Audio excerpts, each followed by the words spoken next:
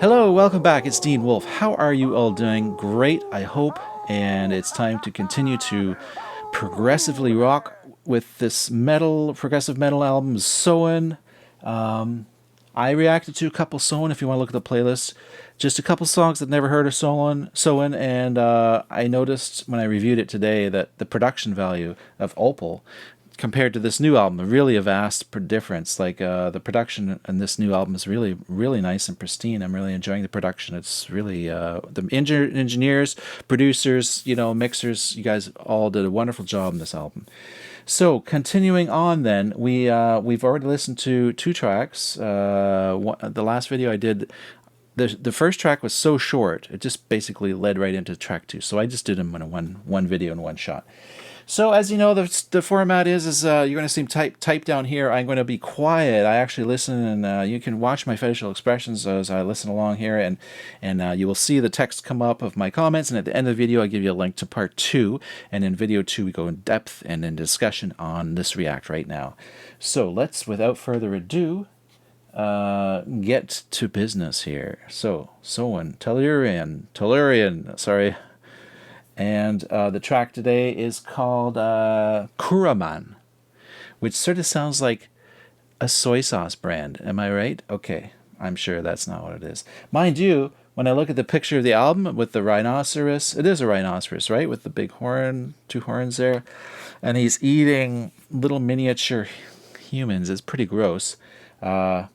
Pretty gross, but hey, it's art, right? So it's kind of making a statement, making you uncomfortable for some reason.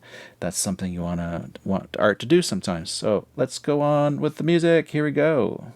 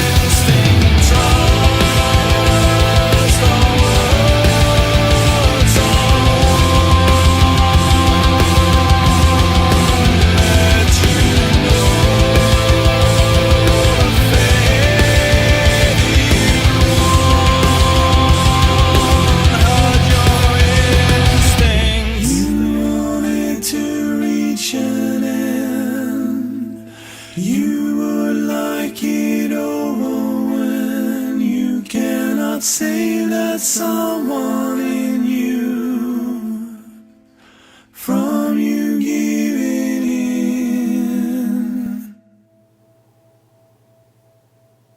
in. Yeah, you know what?